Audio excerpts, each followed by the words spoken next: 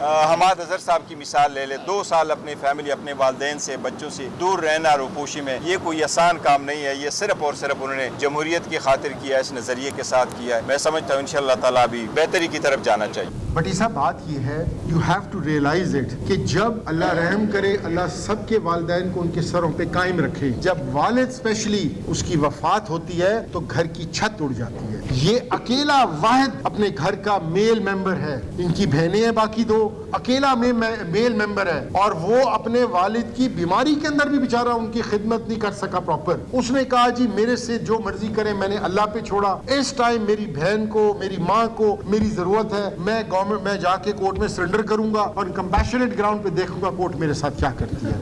میں نے ایکچولی جنازے پہ پہلے آنا تھا, بٹ وہاں پارٹی کی کچھ کام تھے, جو ہمارے سینیٹرز بنے تھے ان کو پارٹی میں جوائن کرنے کا ایک پروسیس لمبا تھا, وہ میں اٹینڈ نہیں کر سکا تھا. کل آل پارٹیز کانفرنس میں ایک مجبوری تھی, تو اس لیے آج آنا پڑ گیا. میں نے دیکھا ہے الحمدللہ, اللہ تعالیٰ ہمت دے, حماد اظہر صاحب کو بڑا باہمت پایا, اور میاں اظہر صاحب الحمدللہ ایک بھرپور زندگی انہوں نے گزاری تھی, بہترین سیاسی زندگی انہوں نے گزاری ہے. لیکن حماد اظہر صاحب کے ساتھ ہماری بڑی ہمدردی ہے اور ہماری دعائیں اس کے ساتھ ہیں, کیونکہ انہوں نے 2 سال جو روپوشی میں گزارے ہیں, والد صاحب سے دور اور فیملی سے دور کر کے گئے ہیں, وہ پارٹی کے ساتھ اس نے ایک ثابت قدمی کا ثبوت دیا ہے. تو ہم سارے اس کو ہمیشہ کے لیے یاد رکھیں گے, اور دعائیں ہماری اللہ تعالیٰ میاں صاحب کی مغفرت فرمائے اور ان کو صبر جمیل دے دے. باقی بہت ساری چیزیں حماد اظہر صاحب سے الگ میں بھی ڈسکس کی ہے. انشاءاللہ تعالیٰ حماد اظہر صاحب ثابت قدم ہی رہیں گے ہمارے ساتھ انشاءاللہ تعالیٰ. گوہر صاحب, جس طرح حماد صاحب کے والد صاحب نے ساری زندگی وزاداری کی سیاست کی, رکھ رکھاؤ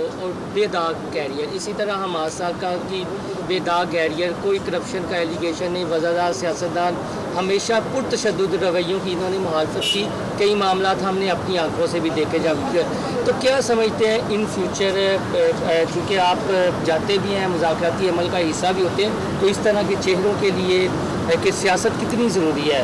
دیکھیں, یہ بڑا انفارچونیٹلی آپ کی بات ٹھیک ہے, مذاکرات تو آگے نہیں بڑھ سکے, لیکن پاکستان تحریک انصاف کا ایک چیز میں بڑا واضح کر دوں, پاکستان تحریک انصاف سیاست میں تشدد پہ ہرگز یقین نہیں کرتا. پاکستان تحریک انصاف کے سارے جتنے آپ نے ان کے پروٹیسٹ دیکھے, آپ نے ان کے ریلیز دیکھی, آپ نے ان کے جلسے دیکھے, اس میں ساری فیملیز آئی ہوئی ہوتی ہے, ہر واقع آف لائف سے لوگ آئے ہوئے ہوتے ہیں. ہمیشہ سے 27 سال خان صاحب نے اسٹرگل کی ہے. جب انہوں نے کہا ہے کہ جب میں سوچتا ہوں, دیکھتا ہوں کہ میرا ورکر پر تشدد ہو سکتا ہے تو میں ریلی کال آف کرتا ہوں, جب میں سمجھتا ہوں ان پہ تشدد ہو سکتا ہے میں ریلی کال آف کرتا ہوں. اب تشدد کی کوئی جگہ نہیں ہے سیاست میں, لیکن ایک دوسرے کی برداشت کرنے کی جگہ ہوگی. دیکھو, ہیلنگ ٹچ ان لوگوں نے دینا ہے جن کی وجہ سے, جن کے ہاتھوں سے زیادتیاں ہوئی ہیں, تو سب لوگوں نے برداشت کیا. اب حامد